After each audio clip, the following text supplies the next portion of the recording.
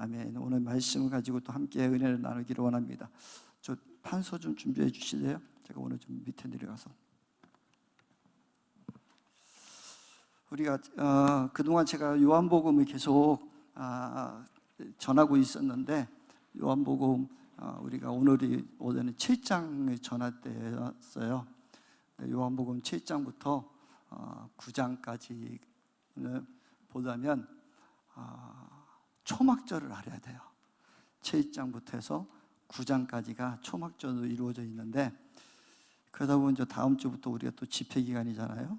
그 집회가 또 2주 연속이 있다 보면 또 저희들 여러분들이 또 요한복음 언제 그런 얘기가 있었는가 다 잃어버릴까 봐 제가 매주 수요일 오기 때문에 그냥 계속해서 이렇게 말씀을 한 권 한 권씩 전하고 있었는데, 그래서 오늘은 요한계시록 6장을 가지고 좀 은혜를 나누기를 원합니다.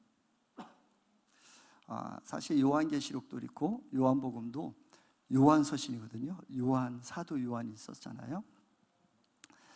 그렇기 때문에 여러분들은 또 요한복음에서 제가 서두에 다 말씀드렸지만, 요한서신은 도미티안 황제 때 64년에서 69년 이 사이에 엄청난 핍박이 있을 때 그 성도들에게 위로의 편지, 또 요한서신서잖아요. 편지글이에요, 편지.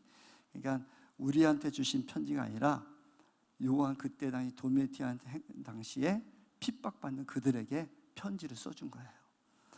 네, 아멘.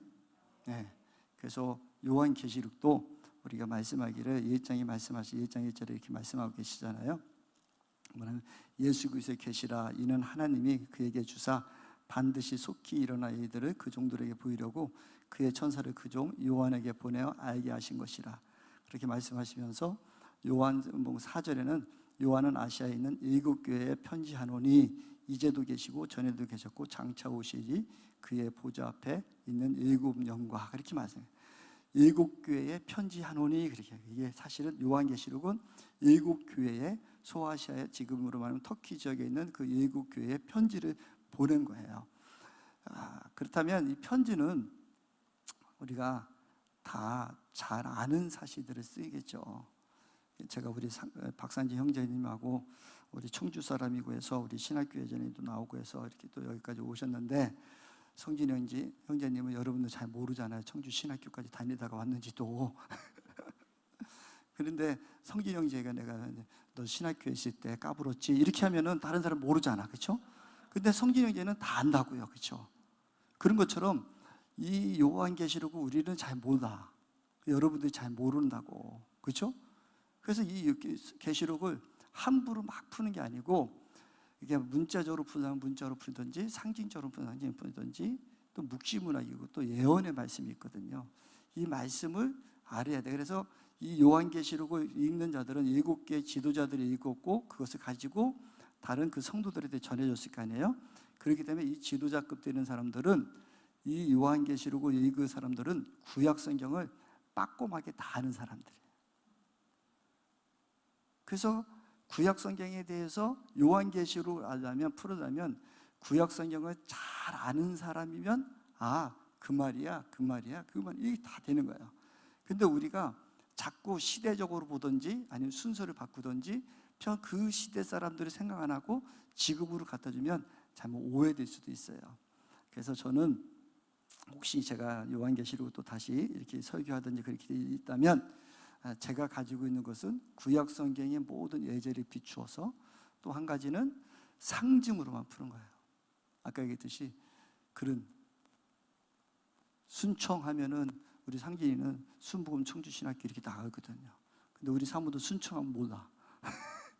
그러니까 우리만이 아는, 그들만이 아는 그 시대 원독자들이 알만한 이야기를 표시하는 것이 요한계시예요. 그래서 저는 만약에 한다면 오늘도 그런 부분 속에서 요한계시 6장에 인을 가지고 한번 좀 풀어나가기를 원합니다. 그러면서 사실은 5째 인을 가지고 오늘 제가 말씀을 드릴 건데, 다른 거는 뭐 다 그렇다 하더라도 우리가 요한계시 읽고 여러분들이 이렇게 할 때에 마라나타 어서 오십시오 하는데, 정말 우리가 예수 그리스도를 바라는 마음이 무엇인가? 왜 예수님이 빨리 오기를 원하는가?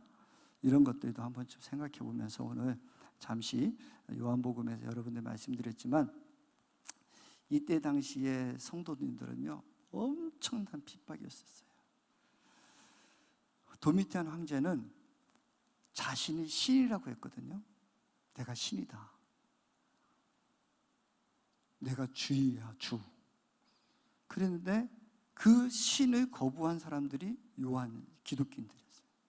그러니까 신을 거부했기 때문에 어떤 일이 있어요? 그들이 그때 당시에는 길드라는, 지금이라면 조합이 있어서 그 조합에 가입해야지 물건을 사고 팔 수 있고 장사를 할 수 있었는데, 그런 길드에 소속될 수가 없었어요. 그러니까 6661을 뭐 이마에 붙이고 그게 아니라 거기에 장사하는데 그 조합원에 소속되려면 항상 문서에도 도미티안이 주는 황제시다라고 그것을 쓰여야 되는 거예요. 그 고백을 해야 돼. 근데 여러분들이 그런 다른 사람, 예를 들어서 우리 문재인 대통령에게 당신은 나의 신이시여 라고 우리 고백한다면 여러분 하겠느냐고요. 우리 한국교회도 신사참배가 있었잖아요. 신사참배를 하라고 할 때 안 해가지고 그런 엄청난 핍박을 받고 있었던 거잖아요. 그런 것처럼 이때 당시에는 더한 축복이 있었고, 그래서 그 그리스도인들에게 다 잡혀가고, 그래서 그들이 도망가고 다 그러던 상황 속에, 그래서 콘탁트 같은 땅굴에 숨어 있고 다 그런 상황 속에 있는 이들에게 쓴 편지글이에요, 편지글. 근데 이들에게 여러분들이 엄청나게 핍박받고 있고 여러분이 엄청나게 고난받고 있는데, 여러분들에게 너 더 죽어라 막 이런 얘기 하겠습니까? 막 고통받으라, 너 앞으로는 너 큰일 난다 이렇게 협박하겠습니까? 이완의 편지고 유리의 편지고, 잘하고 있어, 한 번만 더 하자, 힘내자, 우리 네가 가는 길이 바른 길이야, 옳은 길이야, 너는 하나님의 축복된 자녀야, 하나님이 너를 택했어, 너 지금 고난받지? 이건 잠시야, 어떠한 핍박이 와더라도 다 이길 수 있어, 왜냐하면 하나님이 지켜주기 때문에. 이런 편지글이 요한계시록이란 말이에요. 그 요한계시록 무서운 글이 아니야. 사실은 엄청나게 우리에게 격려를 주고 힘을 주고, 그 어려움 가운데서도 잘한다, 할 수 있다, 하면 된다, 해보자 하면서 계속해서 끝날에는 우리는 천국이 있어, 천국을 바라보고 하늘을 바라보고 우리 달려가자, 힘내, 괜찮아, 힘들지, 어렵지, 조금만 참자, 우리 같이 한 번만 하자, 이러면서 쓰시는 게 요한계시록이란 말이에요. 근데 거기에 예언의 말씀이 있고, 그것은 예수님이 오실 때부터 다시 오실 그날까지의 그 가정 속에 있는 거기 때문에 사실은 그 안에 우리도, 저와 여러분도 소속되어 있는 거죠. 우리에게 복된 서신서가 사실은 요한계시록인지 알기를 소망하기를 원합니다. 그래서 6장 1절 PPT 띄워주세요. 6장 1절에 보면 우리 7개의 재앙이 나오는데 1절에 보면 이렇게 나오거든요. 어린 양이 7인 중에 하나를 떼시면, 이 어린 양은 예수 그리스도를 얘기를 해요. 왜 예수님이 어린 양으로 오셨을까? 이왕이면 왕이면 왕, 사자가 오든지 아니면 독수리로 오든지, 그런데 항상 우리 예수님은 어린 양으로 오셨어요. 여러분의 돈놈자가 힘이 큰 사람이 돕기를 원하십니까? 아니면 저렇게 어리고 예년되고 막 삐삐하고 이런 그런 사람이 돕기를 원하십니까? 근데 우리 예수님은 어린 양이라고 말씀하셨어요. 왜냐하면 예수님은 섬기러 온 자가 아니라 섬김을 받으러 온 자가 아니라 섬기게 오시고, 낮아짐으로 오셨고, 겸손함으로 오셨고, 그렇기 때문에 어린 양으로 오신 거예요. 그래서 일찜 죽임 당하신 어린 양이 하나님의 보좌 중간에 서서 24장로와, 그렇죠? 거기 구룹 천사와 그 24장로 사이에서 하나님께 중보하고 계신 거예요. 우리는, 기독교는, 하나님은 우리가 늘 어린 양같이 섬기기를 원해요. 낮아지기를 원하시는 거예요. 그래서 이 어린 양이 그 7인을 떼시는 거예요. 그래서 그 7인을 떼실 때 하나님의 보호자로부터 그것을 인을 받거든요. 그러니까 모든 것은 요한계시록의 전체를 살펴보면 하나님의 허락 없이는 안 돼요. PPT 줘요. 하나님이 허락하셔야 되는데, 그래서 예굽인을 뗄 때 첫 번째, 네 번째 뗄 때 보면은 인을 뗄 때마다 내 생물 중에 하나가 오라고 하면 오라 그러거든요. 근데 이 새 번역성이나 다른 번역성에 보면 가라라고 해요. 그러니까 하늘도 오라가 아니라 사실은 너 가. 너 첫 번째 인을 뗄 때 너 내려가. 네 개의 말이잖아요. 흰말 너 내려가. 그 다음에 붉은 말 내려가. 내려가라고 가라고 보내는 거예요. 근데 이게 언제냐면 마가복음 24장, 마태복음 24장, 마가복음 13장, 누가 말세에 대해서, 예수님께서 말세에 대해서 말씀하시잖아요. 말세에 뭐라고 하느냐면은 우리 잠깐 그럼 마가복음 13장 잠깐 말씀 잠깐 볼까요? 13장 3절부터입니다. 3절부터 잠깐 봅시다. 시작. 예수께서 감난산에서 성전을 마주대하여 앉으셨을 때에 베드로와 야고보와 요한과 안드레가 조용히 묻되 우리에게 이르소서 어느 때에 이런 일이 있겠사오며 이 모든 일이 이루어지리라 할 때에 무슨 징조가 있사오리까? 예수께서 이르시되 너희가 사람의 미움을 받지 않도록 주의하라. 아멘. 여기까지요. 첫 번째는 거짓 선지자들이 나타나는 거예요. 말세가 가까우면 가까울수록 하나님의 말씀을 전하고자 하는 것이 아니라 자꾸 거짓 선지자들이 나타나요. 그래서 여러분들 말세가 가까우면 가까울수록 여러분들도 잘 준비해야 돼요. 잘 판단하셔야 돼요. 그래서 미혹하는 자, 말씀을 가져가고 미혹하는 자들이 첫 번째 나와요. 요한계시록에도 보면 바다에서 하나의 생물이 나오고 땅에 밟았는데 그때 거짓 선지자들이 나와요. 그 다 말씀하시는 거예요. 두 번째, 그 다음에 또 읽어봅시다. 시작. 미혹하는 자하고 6절. 많은 사람이 내 이름으로 와서 내가 그리하여 많은 사람을 미혹하리라. 그렇죠? 지금 많은 사람들이 예수라고 하면서 그가 많은 사람 미혹하리라. 그래서 요한계시록 보면은 짐승들이 막 오는데 용 막 이런 사람이 올 때 다 예수님을 빙자해서 예수님을 그구치하면서 그를 와요. 그래서 우리 최양재 원장님도 기도하시면서도 그러잖아요. 하나님 음성이 들리면 가시야 어찌 그래요 하고 따지고 그랬다는 거 아니에요? 그때 내가 너하고 기도하기가 너무 힘들다. 그거 뭐예요? 그만큼 하나님의 음성이라고 하더라도 또 확인하고 또 하게 또 하는 거야. 왜냐하면 사단은 늘 간사해서 언제든지 우리를 속이려고 해요. 하나님의 음성인 척하고 속이고 하나님의 말씀인 척 속이고, 그래서 함부로 여러분들 머리 밀고 기도받지 말아요. 말씀에 항상 비춰서 말씀에 다시 확인하고 또 확인하고 그래야 되는 거예요. 그래서 예수의 이름을 가장, 지금도 문선명이 또 뭡니까 여기 뭐 신천지 이만희부터 해서 이단들이 우리나라가 얼마나 많아, 그렇죠? 중국에도 뭐 엄청나게 지금 이단들이 막 득세를 하고 있단 말이에요. 말씀에 기초되니까 그래서 분별을 못해. 그러니까 오늘 마지막 때가 되면 이런 일이 있어. 그러니까 이 책임은 또 여러분들도 잘 분별해야 되는 것은 또 여러분들의 책임도 있다고.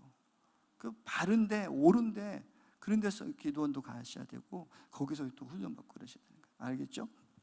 예. 7절 또 난리와 난리의 소문을 들을 때가 두려워하지 말라. 이런 일이 있어야 돼. 아직 민족이 민족의 나라가 나라를 대적하여 일어나겠고 곳곳에 지진이 있으며 기근이 있으리니 이는 재난의 시작이다. 아멘. 예. 마지막 때 말세에는 이런 일이 있는데 오늘 인의 때에 이런 일들을 보여주시는 거예요. 네? 그 마지막에 그 모습, 지금의 현재의 그런 모습이 다죠. 그 다음 PPT 좀 빨리 좀 가야 돼요. 네. 그 다음 PPT. 네. 이렇게 4개, 흰말, 붉은 말, 검은 말, 청황색 말이 온다. 그 다음에 여기서 흰말을 가진 사람이 있는데, 흰말하면 요한계시록을 보다 보면 흰색하면 다 예수님을 표현해요. 근데 여기서 흰말 하니까 많은 사람들이 여러분들 책을 보면 여기 이 흰말을 예수님을 표현한 사람들이 있어요. 근데 예수님은 활을 가지고 오신 적이 없어요. 예수님은 말씀의 검을 가지고 오셨지 활을 가지고 온 적이 없어. 근데 여기에 6장 말씀에 보면, 그 인의 말씀에 보면 흰말을 타고 오시는데 활을 가졌대. 그러고 멸류관을 받았다고 하고 또 나아가 이기고 또 이기고 또 이기고 한대요. 근데 예수님은, 하나님은 자꾸 이기려고 하네. 하나님이 어떤 분인데 자꾸 또 싸우고 또 싸우고 있어? 단칼에 끝내시는 분이야. 그러니까 이거는 예수님으로 표현하면 안 돼요. 네. 근데 성경을 잘못 오해하면 이거를 예수님으로 표현하는 책들이 정말 많아요. 이런 부분도 그 말씀에 근거해서 우리가 잘 알으셔야 돼요. 그 다음에 흰말은 전쟁을 얘기하는 거예요. 활을 가지고 전쟁을 한다고 하고, 또 붉은 말도 전쟁을 얘기를 해요. 피를 허락하고. 근데 보면은 하나님의 허락을 받아서 전쟁을 일으키는 거예요.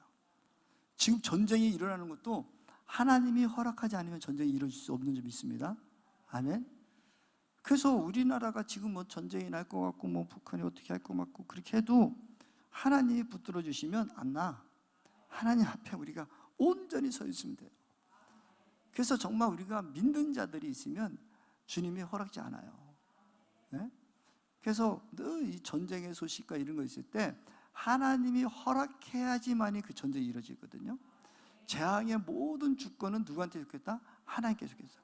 저와 여러분 안에 어떤 문제가 있다, 아픔이 있다, 그것도 하나님이 허락하셔서 그래요. 그래서 우리가 하나님 앞에 회개하고 하나님 앞에 회개받아야 되지 다른 곳에 회개받을 수 없어요.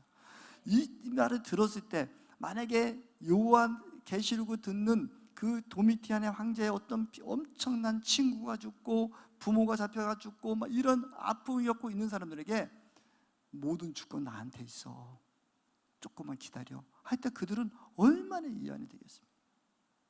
그렇죠? 모든 주권이 하나님에 있다는 거예요. 그래서 땅에서 화평의지하고 서로 죽이게 하고 큰 칼을 받았다고 얘기를 해요. 지금 이 땅에 계속해서 전 세계적으로 화평이 깨지고 있잖아요. 평화가 깨지고 있어. 겉으로는 평화 외치지만 사실은 그 속을 들여보면 다 전쟁의 소굴이잖아. 요번에 코로나가 했을 때 백신이 그렇게 와도 다 돈 있는 사람들 지들이 다 사고, 그렇죠? 안 주잖아. 그게 무슨 평화예요?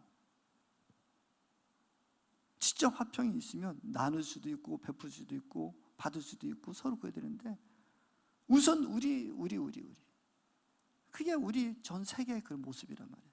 이미 그 붉은 말이 내려와요. 그 다음 봅시다. 세 번째 예를 들면 검은 말 탄 자가 온대요. 기근이 있어요. 한 대례원에 밀한대요, 한 대례원에 보리 석대로다. 이렇게. 이 얘기는 뭐냐면 한 데나리온은 성인 남자 한 사람의 하루 일당이에요. 일당이 한 데나리온으로 봤어요. 그럼 우리나라로 따져보면 우리 최저임금이 얼마죠? 한 6천 원인가? 10,000원이요? 10,000원, 문재인 대통령이 10,000원까지 갔는데 못 갔잖아요. 그렇죠? 6천 원인가? 6천 원이? 8,000원이요? 8,600원이요? 그럼 8,000원 잡시다. 그럼 8시간 일했어. 하루에 8시간. 그럼 88이 64. 그럼 64,000원이잖아요. 그렇죠? 쌀 20kg 얼마죠? 5만 원? 그렇죠? 우리는 하루 돈 벌어도 쌀 1kg, 20kg 가지면 혼자 성진이 이제 며칠 먹어? 4일? 성진이 이제 많이 먹어서 4일밖에 못 먹어. 그건 일반인들 보면 한 달 좀 넘게 먹지 않겠어요? 그렇죠? 예? 몇 달 먹어요? 권사님들이야지. 그렇죠? 혼자 먹으면. 그렇죠? 그런데 우리는 지금 풍요롭게 사는 거야. 근데 이 사람들은 하루를 기껏 벌어야 밀 한 대.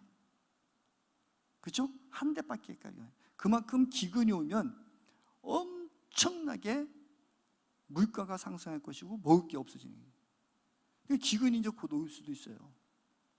우리나라 조심해야 돼. 쌀 나무 들어온다고 막 어디다 탁 퍼주면 안 돼. 잘 비축해야 된다니까. 근데 기근이 지금 오고 있잖아요. 정말 지금 경제적으로 정말 어려운. 요즘에 우리 뉴스 TV 보다 보면은 막 그 어린아이 그렇죠? 막 영양실조 걸려서 막 못 먹자 그런 모습들 막 보이잖아요. 하나님이 보시는 시야는 우리 지금 한국만 보지 않는다니까요. 전 세계를 보고 계시지. 하나님 우리의 하나님만 아니잖아요, 그렇죠? 전 세계를 보고 계시는데 그렇기 때문에 그것이 올 거예요. 네 번째 이름은 사망이에요. 사망. 그 다음, 그 사망의 영이 오는 거예요. 그래서 음부에 그의 길이 따른다는 거예요. 땅의 4분의 1의 권세에 앞서 검과 흉년과 사망의 땅의 짐승들에게 죽이더라. 계속 지금 한국이 전 세계에 막 코로나도 오고 이제 질병의 소식들이 끊임없을 거예요. 제가 생각하는 이 코로나 이제 시작이에요. 다른 거 또 오고 또 오고 또 오고. 지금 지금 자꾸 이런 일이 있다니까. 앞으로 계속 질병, 기근의 소식, 전쟁의 소식, 제가 오늘 시간이 없어서 이거는 그냥 여기가 오늘 포인트가 아니기 때문인데 세계적인 유엔에서 발표한 이런 거 하면은 전쟁으로 죽는 사람들 수십만이 돼요. 지금 내전으로 죽는 사람부터. 우리가 지금 우리만 이렇게 사니까 그래요. 그래서 5번째 인에 띄거든요. 5번째 인에 띄면 하나님의 말씀과 그들이 가진 증거로 말미암아 죽음 당한 영혼들이 제단 안에 있어 심판을 청한대요. 갑자기 하나님께서 전쟁의 소식, 또 뭡니까 전쟁, 또 그 평화를 깨뜨리고 막 이런 일이 있다가 갑자기 5번째 딱 됐는데 순교자들이 하나님 앞에 요청을 해요. 우리의 피를 언제 갚아주시겠습니까? 그렇게 할 때 좀 기다려라. 그래서 주님께서 그들에게 흰 옷을 입혀줘요. 너희들이 제사장의 직분을 다시 줘요. 그들의 피를 주님이 갚아주시고 말씀하거든요. 요한계시록 19장 8절 말씀에 보면 세마포 옷을 또 입혀줘요. 우리가 흰 옷을 입어주지만 또 그 후에 세마포 옷을 또 입혀줘. 우리는 세마포 옷까지 입어야 될지 믿습니다. 우리 19장 8절 한번 같이 읽어보시다. 시작. 그에게 빛나고 깨끗한 세마포 입도록 허락하셨으니 이 세마포 옷은 성도들의 옳은 행실로다 하더라. 아멘. 그러니까 흰 옷은 우리가 예수님 앞에 나갈 때에 우리가 흰 옷을 입는 것은 어린 양의 보혈의 피로 우리를 죄를 해결하면 우리 옷이 다 흰 옷이 되는 거예요. 아멘. 피를 뿌렸는데 빨간 옷이 아니고 흰 옷이 되는 거야. 그게 우리가 예수님의 앞에 예수의 보혈의 피로 회개하면 또 그러면 우리에게는 흰 옷을 입혀주셔요. 그러면 너는 내 사랑하는 제사장이야, 아들이야 인칭을 받는 거죠. 근데 거기에 떠나서 오늘 19장 조금 전에 읽었던 19장 그 8절의 말씀은 우리의 행실이 옳은 행실이 있으면 하나님의 합당한 행실이 있으면 이 흰 옷 위에 세마포로 또 입혀주는 거예요. 우리의 옷에 직분 상승을 해주는 거예요. 아멘. 그러니까 우리는 여기까지 가기를 소망하기를 원합니다. 그러면서 말씀하세요. 잠시 동안 쉬라 라고 얘기해요. 너희 동무 종들과 형제들도 너희들처럼 죽임을 당하여 그 수가 차기까지 기다리라. 지금 일찍 죽임 당한 그 요한 시대에 도미티안 시대에 막 이런 사람들, 순교한 사람들 지금도 계속 순교의 반열에 올라가고 있잖아요. 지금 우리나라는 순교하는 사람은 없지만 이슬람 쪽이라도 아직도 순교하는 사람들이 얼마나 많이 있어요, 그렇죠? 그런 사람들이 계속 올라가서 하나님 어느 때까지 이런 순교자가 내 친구 죽게 생겼습니다. 내 친구 저기서 또 우리 박 집사 조금 있으면 나는 죽었는데 잘못하면 우리 박 집사도 잡혀가게 생겼어요, 주님. 빨리 좀 우리 빚값을 치러 주셔야 돼요. 그럴 때 너희 동무 종들과 형제들도 너처럼 죽임을 당하여 그 수가 차기까지 기다려라. 이렇게 말씀하시는 거예요. 조금 이따 더 봅시다. 그렇게 해서 5째 인의 때는 그렇게 하고요. 6째 인의 때에 이제는 엄청난 하나님의 진노가 임해요. 큰 지진과 해가 거문터여도 짠 상복같이 검어지고 다른 온통 핏빛같이 되고 하늘의 별들이 무화과 것처럼 막 떠내려오고 지금 전 세계가 지금 막 난리들이 아니잖아요.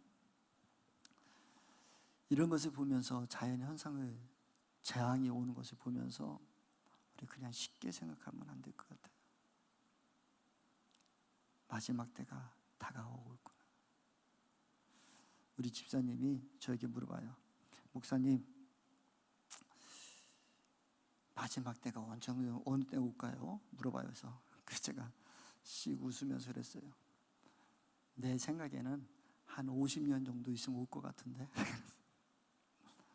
그런데 내일이 있을 수도 있어. 오늘이 있을 수도 있고. 뭐 코로나 잘못 맞아가지고 심근경색 생기면 죽을 수도 있잖아요. 그럼 나에게는 종말이야. 그렇죠? 여러분 교통차를 끌고 가다가도 오늘도 막 이렇게 여기 기도원 오는데 여기 새지 들어오고 있는데 어떤 택시가 갑자기 확 들어오시더라고요. 그래서 제가 천천히 브레이크를 잡았더니 미안한지 막 후진을 하셔. 그냥 가면 되는데 막 후진하시더라고. 엄청 미안하셨나 봐. 내가 많이 놀랐는 줄 알았나 봐. 난 전혀 안 놀래고 저기 나오시네 이렇게 했었는데 막 후진하시더라고. 이렇게 보니까 그 택시 기사분이신데 연세가 좀 드시는 거예요. 그러니까 판단력이 좀 많이 흐려지셨구나. 좀 저러다가 참 큰일도 있겠다 이런 생각도 한번 들면서 그냥 왔어요. 사실 뭐 교통사고도 금방 날 수도 있는 거 아니겠어요? 내가 깜빡 잠그고 더 조금만 세게 달렸으면 그분 바로 그 운전석도 그냥 때려 박을 수 있었는데 자기가 미안하니까 싹 들어왔다가 갑자기 들어왔다가 막 후진하고 골목길로 다시 들어가시더라고요. 그걸 보면서 우리의 삶은 내일을 장담할 수 없어요. 우리는 늘 종말론적 삶을 살아야 돼. 내가 내일 죽는다는 그런 생각이 있어야 되고, 그래서 우리가 늘 내가 종말의 신앙을 가지고 나는 언제든지 주님의 품으로 갈 수 있다는 생각을 늘 갖고 살면 이 땅 가운데 우리는 거룩한 행실도 거룩한 세마포 옷을 입을 수밖에 없잖아요.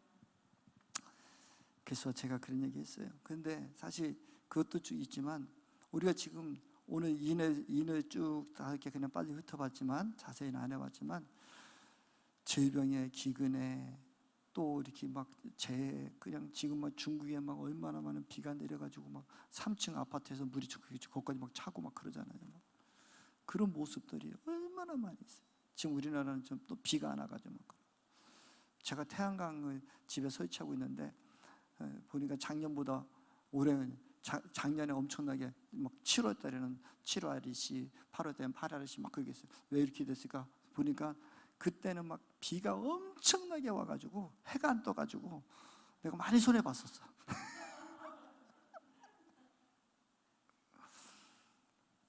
그러게요. 막 그렇게 그만큼 하나님이 재해가 이 땅에 어떤 이었고 또 올해는 그래도 많이 생산이 많이 되더라고요. 왜 그럴까 생각해 보니까 해도 비도 많이 안 왔지만 또 미세먼지가 없었잖아요. 그렇잖아요. 옛날 대원에서 말씀하잖아. 이제 마스크를 계속 쓰고 다닐 거다. 그랬잖아요.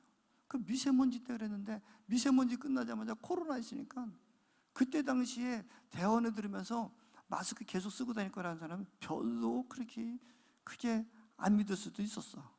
근데 코로나니까 안 쓰대 안 쓰고 다 쓰잖아요. 저는 집에만 있으니까 마스크를 잘 안 쓰는데 어디 나가기만 하면 그냥 마스크를 갖다가 또 쫓아서 차에서 또 마스크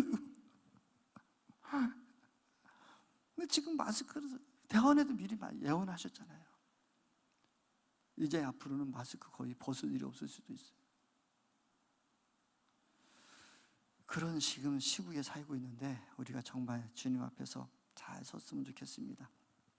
근데 놀라운 것은 하나님께서 오늘 5째 인에 보면 그 순교자들이 그 일집 죽임당하신 어린 양의 일집 죽임당한 사람들이 순교자들이 이야기하는 말씀이 나와요.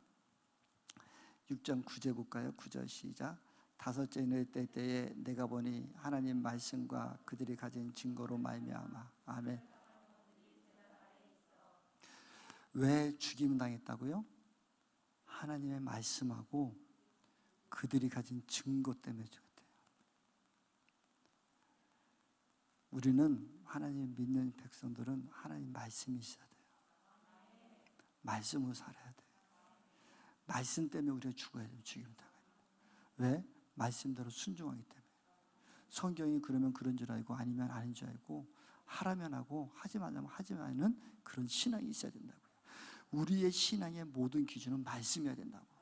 말씀이 그러면 그런 줄 알고 하지 말라면 하지 말고 하라면 하고 하지 말라면 하지 마세요.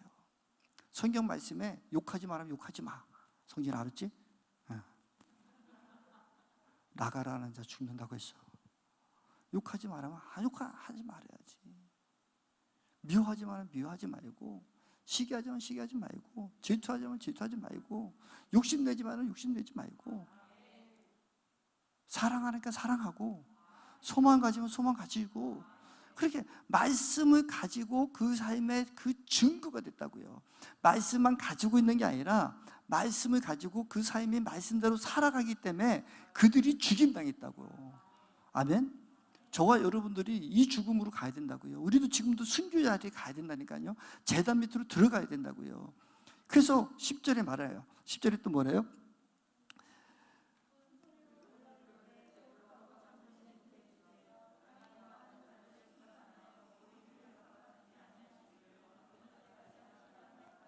아멘.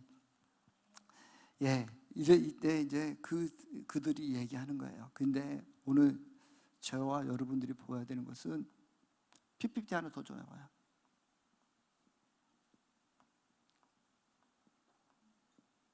제가 그림을 하도 못 그려가지고 이 제단이 있거든요.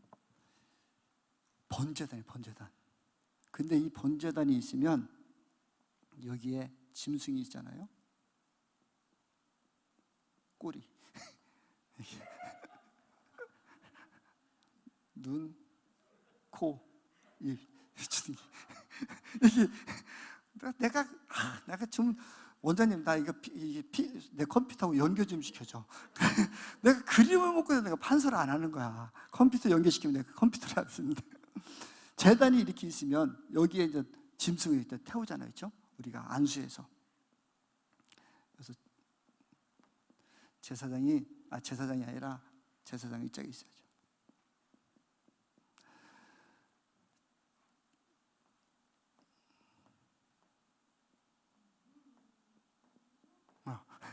이렇게 이 손을 들어서 이렇게 안수하잖아요, 그렇죠? 안수를 해서 각을 떠서, 그렇죠?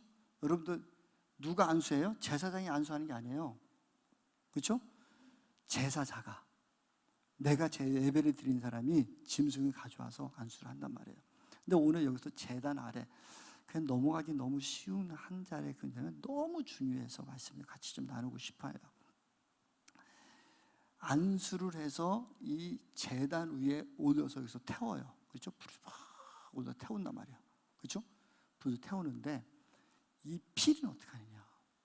출애굽기 24장, 29장 출애굽기.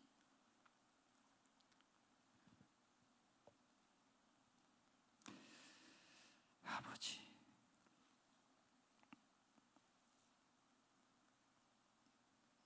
출애굽기 29장. 레위기 4장부터 볼까요? 레위기 4장 7절. 시간이 없어서. 레위기 4장 7절.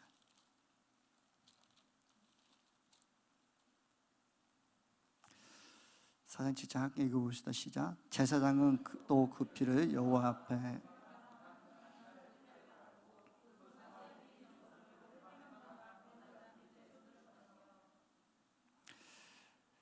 피를 해막의 번제단 밑에 쏟을 것이요 해요. 피를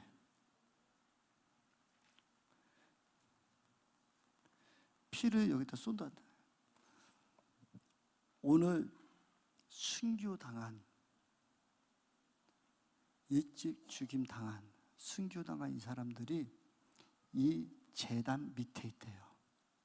여기 있는 거예요, 순교자들이.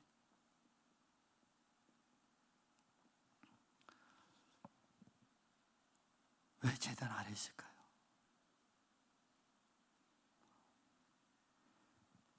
이 동물을 안수해서 하면 여기다 각을 떠서 태우기도 하지만 이 피는 제단 밑에 뿌리는 거예요. 그렇다면 순교당한 지금 순교자들이 이 제단 아래 주님 다 두시고 흰 옷을 입혀주고 계시네요. 오늘 6장 6째 이인에 떼서 이 말이 이해가 되세요? 왜 제단 밑에 두셨을까? 박지선 이해되세요? 여기서 하나님 마음이 있어요.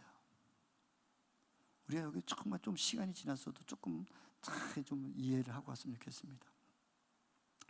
이분이 제사장이라고 하시면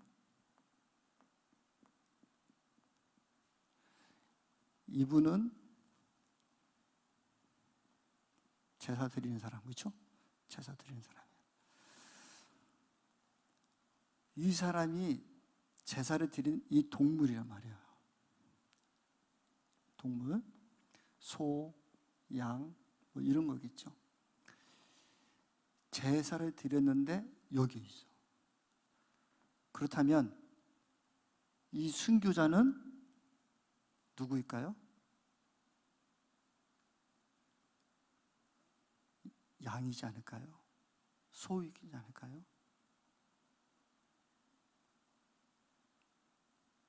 이해되시나요? 이 순교자는 이 양이란 말이에요. 하나님이 제사를 받은 사람 양이에요. 그럼 이 순교자는 다시 예수 그리스도는 아까 얘기했듯이 무엇으로 오셨어요? 어린 양.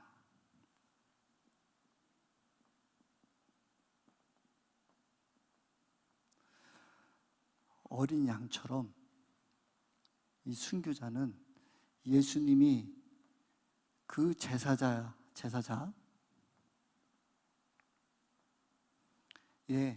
모든 죄를 짊어지고 내가 다 흠없는 모습으로 다 그 죄를 짊어지고 희생양이 되어서 이곳의 제단병 아래에 있는 거예요. 지금 천국에는. 이해되셨어요? 그럼 우리가 제사 드릴 때 가장 큰 이익이 있는 사람은 누구예요? 제사자죠. 그렇죠? 내가 하나님 앞에 예배를 드렸는데 하나님 흠양이 있다면 내 예배를 받아줬잖아요. 그 기쁨이잖아요. 그렇죠? 나에게는 이 기쁨이 있어야 돼, 제사장에게는. 근데 오늘 말씀해 보니까 이 순교자들이 이 제단 아래에 있다는 거예요. 예수님처럼 희생양이 되어서. 그럼 오늘 요한계시록에서 얘기하는 도미티안 황제의 그 핍박과 어려움 속에 있는데 거기서 죽은 사람들은 어떤 사람들이에요? 예수 믿는다고 극장에 끌려가서 죽고, 사자의 밟혀 그 먹잇감이 돼서 죽고, 또 그 땅굴 속에서 너무 고난 속에 있다가 거기서 죽은 사람도 있을 것이고, 그 나무에 매달려 가지고 불태워서 화형당한 사람도 있었을 것이고, 그런 수많은 순교자들이 있는 거예요. 근데 그들에게 하는 얘기가 그들은 제단 아래에 있다. 하나님이 그들에게 어린 양의 보혈로 흰 옷을 입혀주고 있다. 너도 죽기를 무서워하지 마. 너 죽음 두려워하지 마. 너는 이곳에 갈 수 있어. 오늘 이 얘기 하시는 거예요.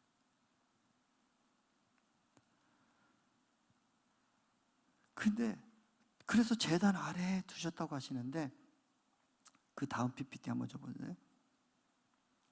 그 다음 PPT. 그 다음. 시간이 없어서 그거 못하니까 그 다음. 네. 잠시 동안 쉬라 동무들과 형제들도 자기처럼 죽임을 당할 수가 차기까지 기다려요. 하나님은 이 수가, 순교자들의 숫자가 다 차기까지 기다리시고 계세요.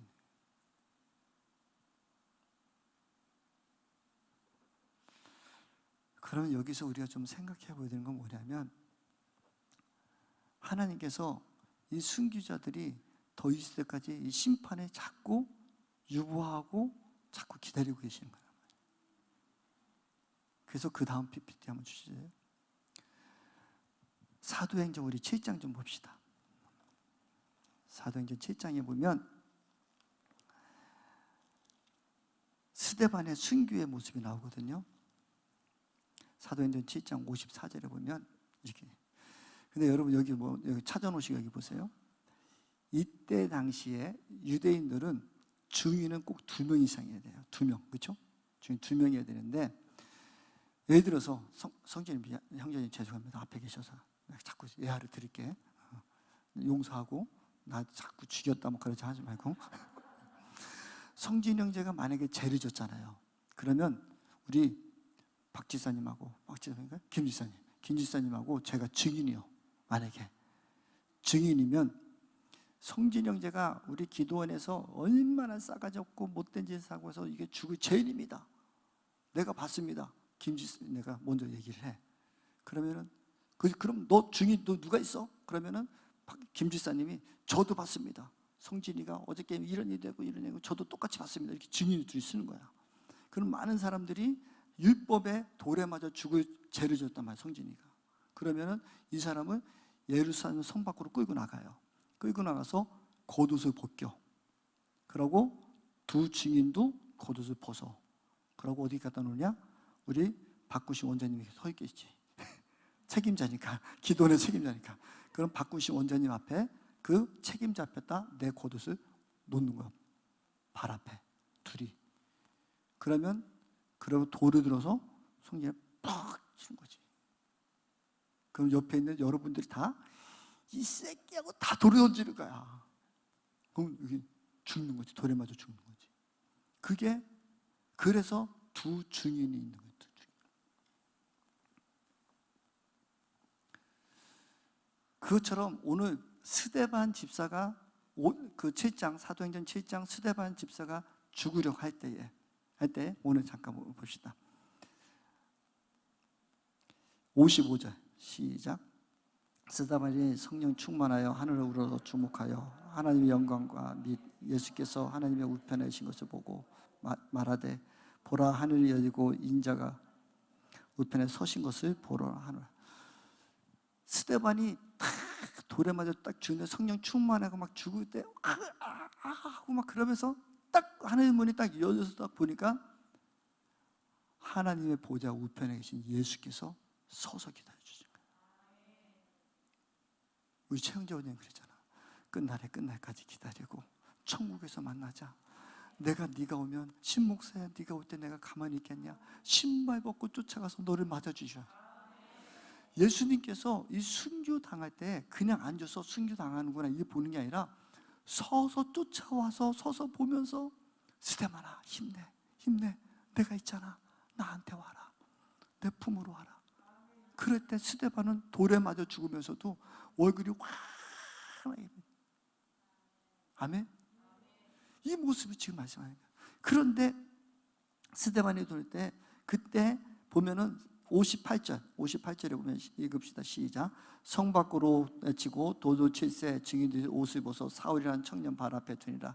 그들이 도도 스데반을 지니 스데반이 부르짖어 이르되 주 예수여 내 영혼을 받으시옵소서 하고 무릎을 꿇고 크게 부르짖으되 주여 이 죄를 그들에게 돌리지 마옵소서 이 말을 하고 자니라. 아멘. 이 순교자들은 예수님이 지금 스데반이 하는 그 모습 그대가 뭐예요? 예수님 십자가에 돌아가시기 전에 저들의 죄를 용서해 주시고 내 영혼을 아버지 받아주시옵소서. 스데반이 예수님과 똑같이 하는 것처럼 스데반도 죽으면서 하늘의 영광 바라보면서 아버지 내 영혼 받아주셔서 감사합니다. 예수님께서 저렇게 쫓아오셔서 서서 나를 인도해 주시니 너무 감사합니다. 고맙습니다. 아버지 저들의 죄를 돌리지 마시옵소서.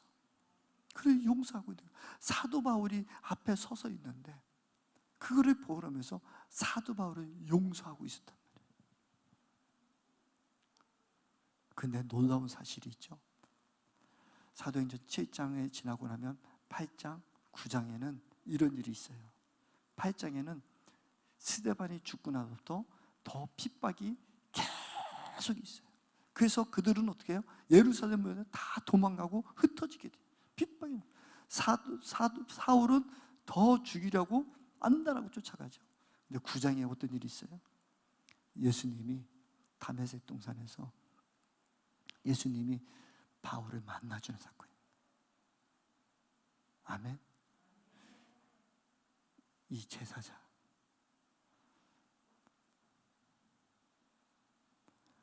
하나님이 보시기에는 내가 순교당하는 것 같고 지금 핍박당하는 것 같고 엄청난 어려움이 있을지 모르겠지만 내가 순교를 당하면 하나님은 나를 핍박한 자, 나를 저버린 자, 나를 돈을 친 자, 나에게 죽인 자, 그들은 제사자로 보는 거예요. 그들의 제사를 들어주는 거예요. 그래서 이 바울은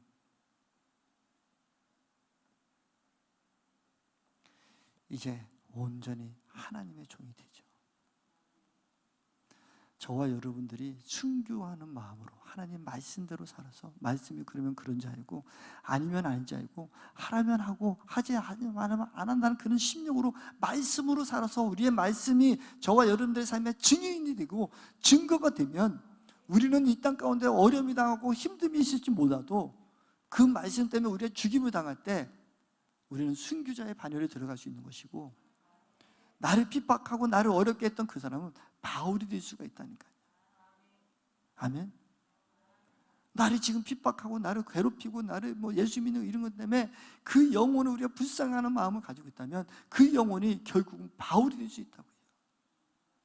그런데 우리가 말씀대로 순종하고 말씀대로 살고 말씀의 증인이 돼야 돼요. 그 말씀이 근거가 돼요. 그래서 저와 여러분들이 이 제단 아래로 들어가야 된다. 그래서 바울이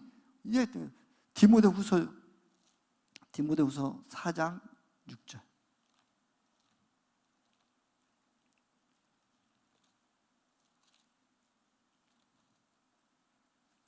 디모데후서 4장 6절. 우리 저기 지금 한번 읽어봅시다. 시작. 전자와 같이 내가 벌써 부어지고 나의 떠날 시간이 가까웠다. 이제 사도 바울이 이제 마지막 죽을 때쯤에서 자신의 아들 같은 디모데에게 편지를 유언을 같은 쓴 거예요. 그래서 내가 이제 떠나갈 때에 가까웠다. 그 7절. 나는 선한 싸움을 싸우고 나의 달려갈 길을 마치고 믿음을 지켰으니 그 다음에 이제는 후로는 나를 위하여 의의 면류관이 예비되었으므로 주 곧 의로운 재판장이 그날에 내게 주실 것이며 내게만 아니라 주의 나타나심을 사모하는 모든 자에게. 거기 놔둬봐요. 여기서 의의 면류관이 예비되었으면 사도 바울은 항상 우리 상급을 얘기해요. 그렇죠? 천국에 가면 어떤 상급이 있을 것이다. 너희 상급을 계속 얘기하면 면류관을 얘기했단 말이에요. 면류관. 이 면류관이 원어로 하면 스테노야예요. 원어로 하면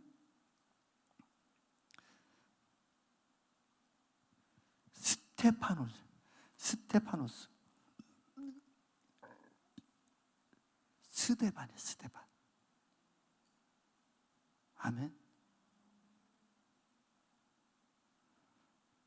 어쩌면 사도 바울은 스데반에게 빚진 마음이 있었을 것 같아요. 스데반, 미안해. 근데 고마워. 네가 나의 죄를 용서해 줬어. 그래서 내가 예수 만날 수 있었어.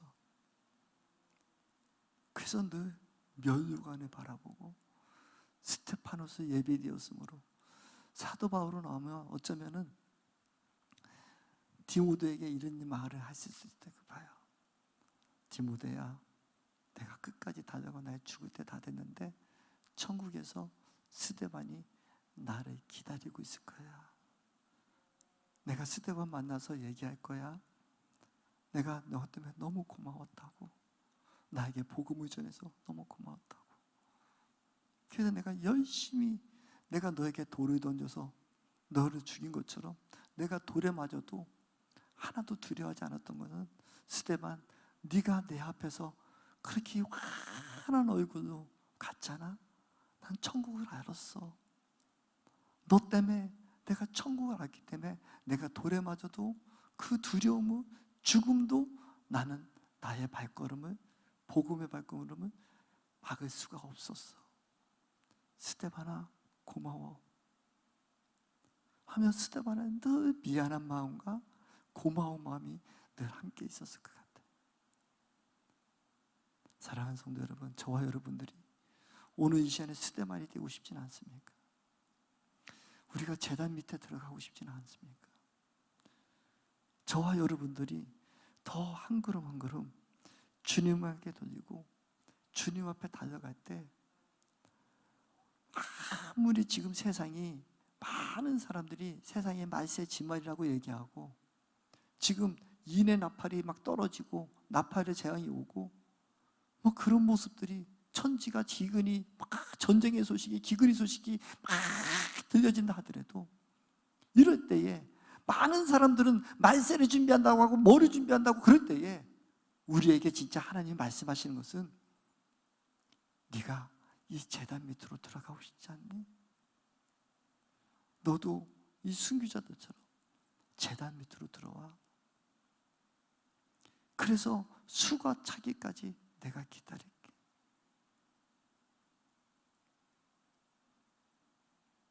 지금 제가 말씀을 준비한 것은 14만 4천까지 준비했는데, 거기까지 가면 너무 시간이 걸릴 것 같아서 14만 4천 명이 차기까지. 그거는 수많은 무리를 얘기하는 거예요. 이만희가 얘기하는 신천지는 14만 4천 그의 수가 아니라 12, 12 곱하기 12 곱하기 10 곱하기 10 곱하기 10이에요.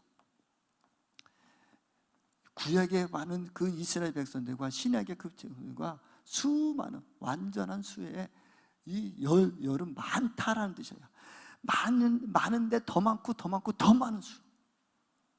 그래서 14만 4천은 셀 수 없는 수많은 사람들에게, 그 수가 우리는 얼마인지는 모르지만 하나님이 보시는 14만 4천이라는 이 수가 차일 때까지 잠시 기다리고 있다. 내가 너에게는 흰 옷을 입혀줄게. 너는 나의 자녀로 있잖아 하고 이 말씀하는 게 오늘 6장의 5번째 인을 떼었을 때의 모습이라고요. 사랑하는 성도 여러분, 지금 우리는 어떤 시대에 살고 있습니까? 첫 번째 인이 뛸 때입니까? 두 번째 인이 뛸 때입니까? 세 번째 인이 뛸 때입니까? 네 번째 인이 뛸 때입니까? 우리에게는 매일매일 5번째 인이 뛰기를 소망하기를 원합니다. 그래서 바울이 이 훌륭한 사람이 되었던 것처럼, 스데반이 돌에 맞아 죽고 그 핍박을 해서 순교자의 바늘에 올려서 죽었지만, 이 요한계시록에 있었던 수많은 사람들이 하나님 말씀의 증인으로 살다가 엄청나게 순교를 당했죠. 근데 그 이후에 어떤 일이 있을까요? 기독교가 멸망했나요? 아니잖아요. 로마 사람들에게는 그 박해를 하고 그 기독교인을 죽이고 그랬지만, 그들은 성적으로 엄청나게 무난해서, 로마 사람들은요, 그냥 들으세요. 내 아내가 아이를 낳으면 8일 동안 죽일까 살려줄까 8일 동안 고민을 해요.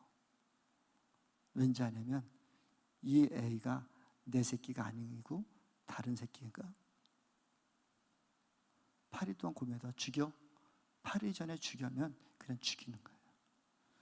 그 정도로 로마지는 성적으로 완전히 몰락해 있었어요. 성적 타락이 어마어마했어요. 그렇게 해서 정말 아무리 그들이 먹고 자유 뭐 평화주의를 하고 막 인권을 외치고 막 동성애를 그냥 허용하고, 엄청나게 로마 시대 그때 동성애가 엄청났었어요.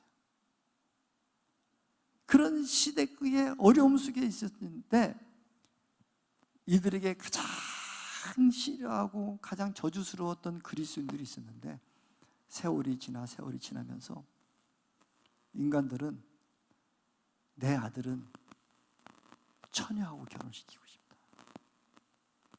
순결한 처녀하고 결혼시키고. 그러면서 찾은 게 뭐냐면 지들은 처음에는 그렇게 핍박하고 야 예수만 한번 저버리고 오면 니들이 잘 살 수 있고 우리 같이 할 수 있는데 그 예수가 뭔데 그러면서 했던 사람이 나중에는 수십 년, 100년 정도 흐른 후에는 예수 믿는 사람들에게는 처녀가 있다. 예수 믿는 사람들에게는 정직한 사람이다. 그들은 하나님 말씀대로만 사는 사람들이에요. 그러면서 그 영혼들이 다시 그 상류그룹으로 여인들이 진주하게 돼요. 그래서 결국은 300년 후에는 완전히 로마의 국교가 되는 그런 역사가 이루어지는 거예요. 사랑하는 성도 여러분, 우리가 지금 이 순교자의 반열에 저와 여러분들이 달려가기를 소망하기 원합니다. 세상이 아무리 어렵고 세상에 어떤 소리가 들린다 하더라도 우리 서로 대적하면 안 돼요. 사랑으로 달려가야 돼요. 원장님, 최영자 원장님도 그러셨잖아요. 사랑으로 하나 됩시다. 사랑으로 하나 됩시다. 우리가 이기는 것은요, 우리가 힘을 얻어서 무엇을 얻어서 이기는 것이 아니라 어린 양이 돼야 돼요.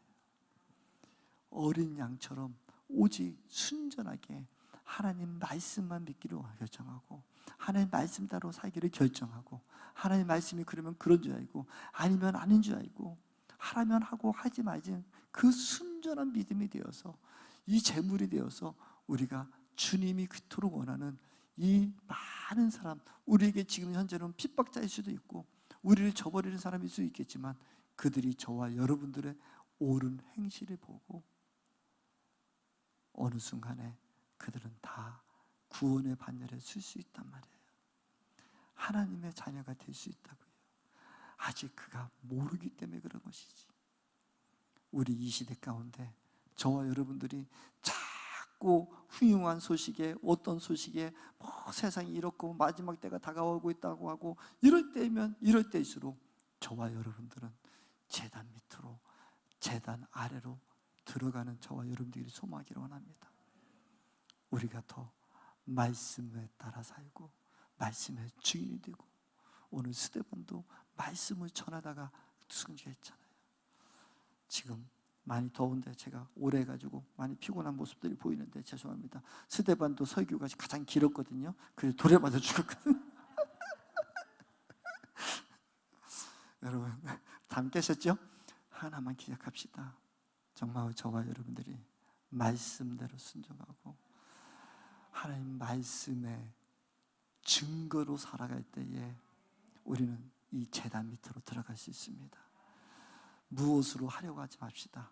힘으로 권력으로 무엇을 얻어서 하려고 하지 말고 말씀에 순종해서 말씀이 그러면 그런 줄 알고 아니면 아닌 줄 알고 그래서 우리가 돌을 맞고 그래서 우리를 통해서 예수 그리스도의 어린 양의 모습이 전해져서 순교자의 제단 아래 저와 여러분들이 다 들어가는 역사 있기를 소망하기를 원합니다. 그래서 아버지의 마음은 상진아 네가 조금 고생해. 더워도 조금 더 일해. 괜찮아. 내가 제단 밑에 봐줄게. 너에게 깨끗한 옷, 흰 옷을 입혀줄게. 너를 통해서 한 영혼이 구원받는다면 나는 네가 좀 희생했으면 좋겠어 상진아.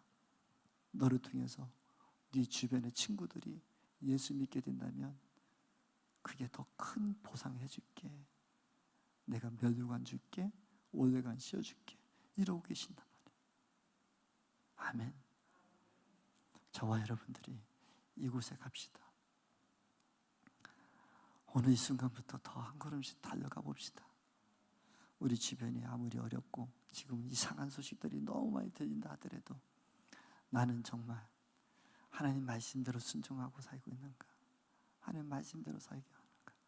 내 가장 큰 목표가 무엇인가? 내가 돈을 많이 버는 것이고 내가 축복을 많이 버는 것이고 내가 다 해결받는 것이 문제인가? 아니, 그보다도 내가 하나님 말씀에 더 순종하고 하나님의 말씀대로 살기를 결정하고 그 말씀에 내가 따라가기를 결정하고 살아가고 있는가? 수만큼 수천금이 있어도 내가 거짓말하지 않고 정직함으로 달려가고 예수 바라보며 달려가고 있는가? 우리 자신이 돌아보면서 주님 앞에 나아갔으면 좋겠습니다. 우리 찬양 좀 드렸으면 좋겠는데요. 아까 제가 잘 불러도 모르는 마지막 우리 선교 한 곡 찬양